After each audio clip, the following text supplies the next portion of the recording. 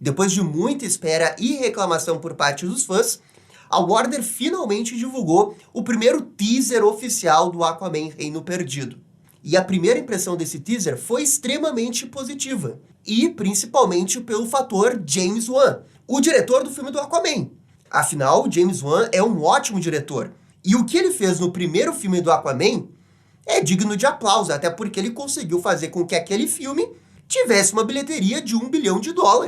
E muito nutrido em cima do espetáculo visual que foi aquele filme. E o teaser deu a impressão de que o Reino Perdido vai ser ainda mais do espetáculo visual que a gente teve no primeiro. Mas o que eu queria conversar com isso é que apesar desse teaser bom que o Aquaman teve, o hate em cima desse filme ainda é muito forte. E eu vi alguns comentários nas redes sociais totalmente injustas pro filme. E isso antes e até mesmo depois da divulgação do teaser. E principalmente comentários de que a DC tinha que cancelar o filme do Aquaman. Porque supostamente lançar o filme do Aquaman nos cinemas vai manchar ainda mais a imagem da DC que já tá completamente destruída. Malditos Zaslav que criou esse tipo de pensamento aqui na cultura nerd. Cancelar filme não é algo corriqueiro, não é algo que tem que, vamos cancelar o filme porque a gente acha que não tá bom. Ah, mas vamos cancelar esse filme porque vai flopar. Ah, mas vamos cancelar esse filme porque ele vai fazer prejuízo à imagem da DC. Meu Deus, gente. Isso daqui é uma cobrança extremamente injusta para um filme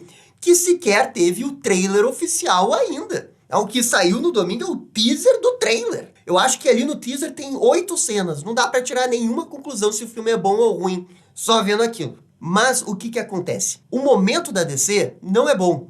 Todo mundo sabe disso. Adão Negro, Shazam Fúria dos Deuses, Flash, Besouro Azul foram 4 filmes que foram bem mal de bilheteria. Algumas pessoas até podem argumentar que a bilheteria do Besouro Azul foi um pouco acima da expectativa que já era baixa, mas de uma forma geral, para o grande público, os últimos filmes da DC estão indo mal. E isso cria um ambiente muito pessimista nas redes sociais. E desse pessimismo vai nascer o modismo, que é de falar mal da DC na internet. E vira modismo porque daí você consegue reclamar da DC e facilmente conseguir like em cima disso. Ah, mas que bagunça a DC!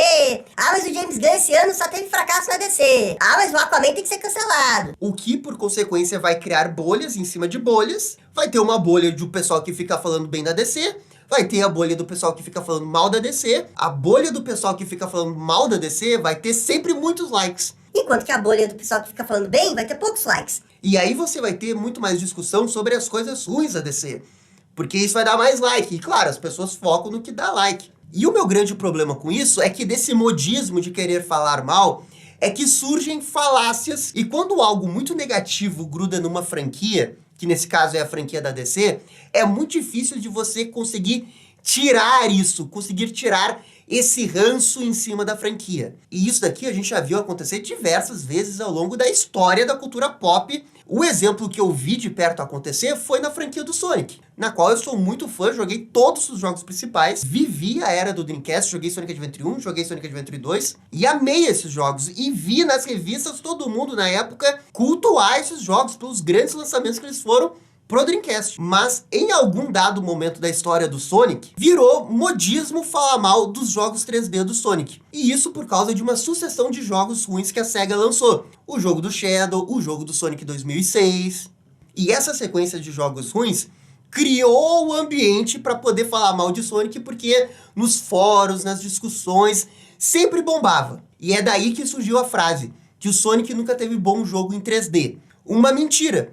Mas uma mentira que foi repetida tantas vezes que as pessoas começaram a acreditar. E principalmente quando o YouTube começou a bombar e a gente começou a ter aqueles grandes ensaios de jogos de videogames e de filmes que começou a pintar ali no início dos anos 2010. Na franquia do Sonic, grudou essa frase. Ou então, o Sonic não teve uma boa transição para jogos 3D. Que essa daí é uma outra frase que eu vejo bastante. Mas a frase grudou e manchou a franquia. E isso prejudicou os jogos seguintes.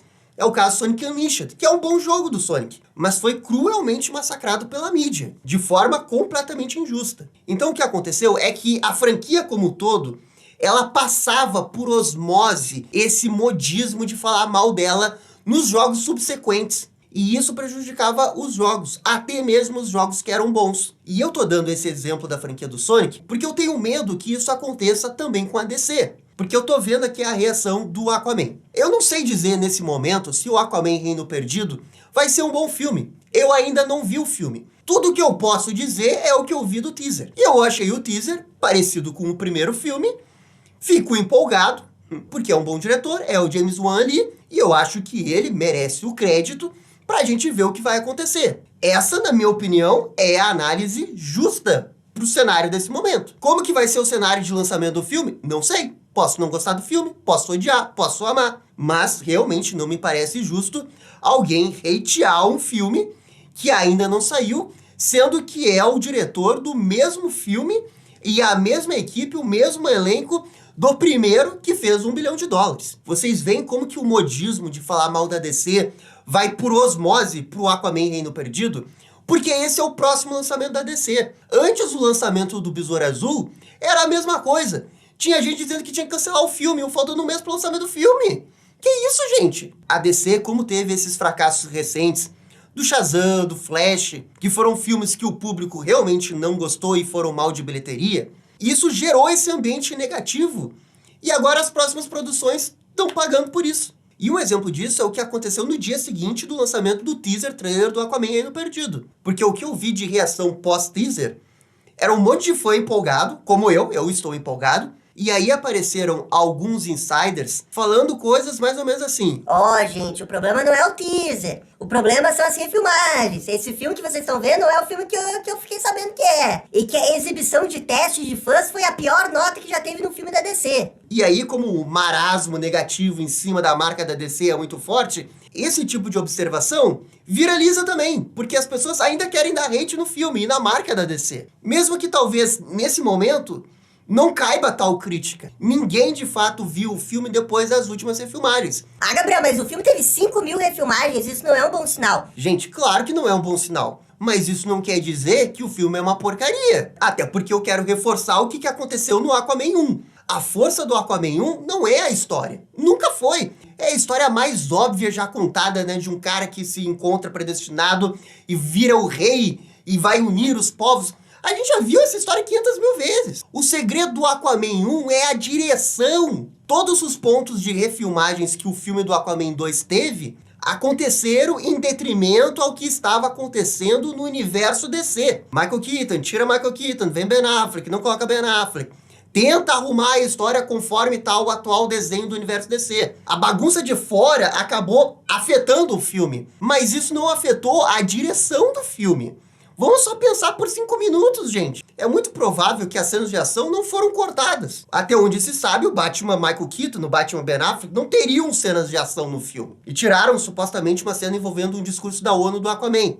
Provavelmente eles tiraram essa cena, reescreveram parte do script para regrudar os pontos da história, e daí grudaram novamente a história para fazer uma coisa coesa. Mas dizer com 100% de certeza que isso estragou o filme é um absurdo, porque não tem como saber. Mas o teste de audiência foi a pior nota da DC. Gente, 2023, teste de audiência, não dá pra mais acreditar nisso, não. Eu quero lembrar o que a gente tava falando antes do lançamento do filme do Flash, de que a nota do teste de audiência do filme do Flash foi a maior nota desde o Cavaleiro das Trevas. E isso era o que os insiders falavam. O filme do Flash saiu, algumas pessoas gostaram, outras pessoas não gostaram, foi um filme divisório. A grande maioria não gostou, mas eu acho que nem a pessoa que gostou do filme vai concordar que é o melhor filme da DC desde o Cavaleiro das Trevas. O que, na minha opinião, só reforça que esses testes de audiência não valem pra nada. O recorte que eles dão é insignificante pro público em geral. E assim, também tem uma outra coisa que tem que falar. Isso tudo que tá acontecendo na DC, e o jeito que se julga a DC na internet, é como sempre se julgou todas as marcas de cultura pop na internet. Especialmente essas marcas que entram entre crise com o público. Com certeza a principal culpada disso tudo é a Warner, porque isso tudo começou pela sequência de filmes que acabaram não vingando com o público. Quem produziu esses filmes foi a Warner, então a culpa principal é dela. Mas essa crítica serve para os filmes que já aconteceram. Mas com toda certeza é injusto reverberar o hate da marca no filme que tá vindo, que no caso é o Aquaman. O Aquaman não tem culpa de nada. E mais do que isso, porque a crítica nesse caso acaba atingindo as pessoas produzindo esse filme. E isso é injusto com as pessoas que estão no filme. Pô, onde se viu, né, você querer dizer que o filme tem que ser cancelado, sendo que o filme anterior do diretor fez $1 bilhão. Não existe isso, gente.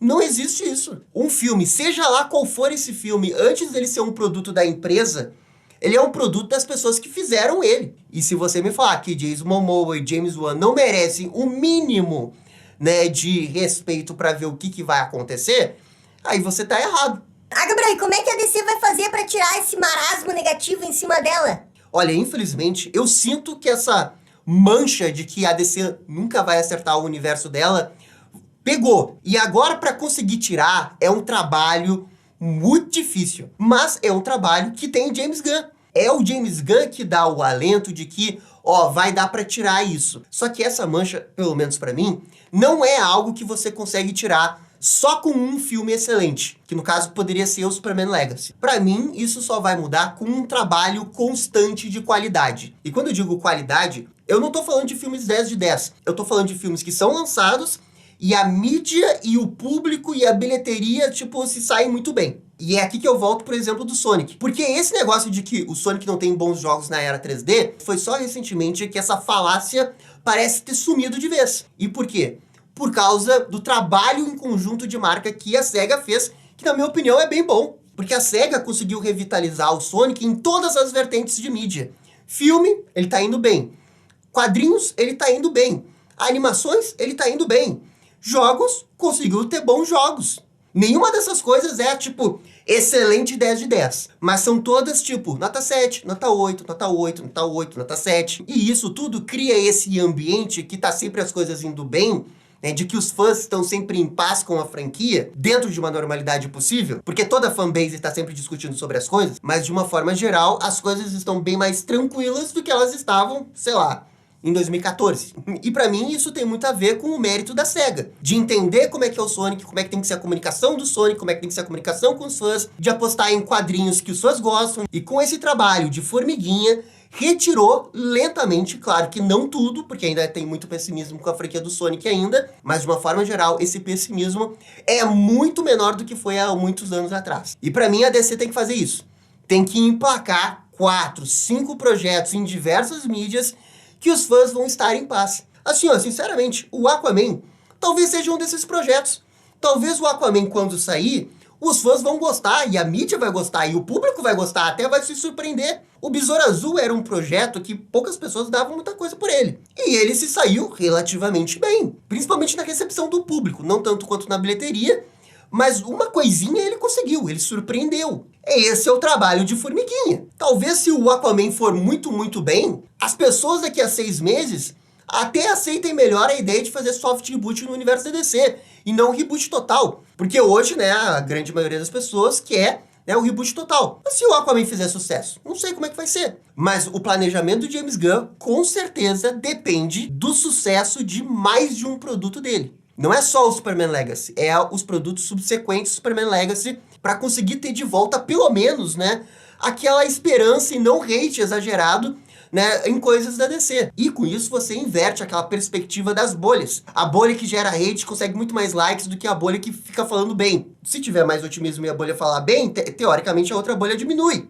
E isso ia dar muito mais tranquilidade para trabalhar a franquia. Sem que todo mundo o tempo todo esteja em apuros pensando que a marca da DC vai ser destruída por causa do próximo filme. Gente, o Aquaman, mesmo se for ruim, não vai destruir a marca da DC. Ah, mas tá ruim. Tá tudo bem se tá ruim, vai sobreviver. A franquia do Sonic sobreviveu a essa falácia que não tem jogos bons da era 3D. Levou um tempão para tirar, mas tá viva. Esse é o trabalho da marca, tem que jogar o jogo, e infelizmente não tem outra forma, mostrando o seu trabalho. Filmes de super-herói demoram para ficar pronto. Superman Legacy vai levar mais 2 anos para acontecer. Não vai mudar da noite pro dia.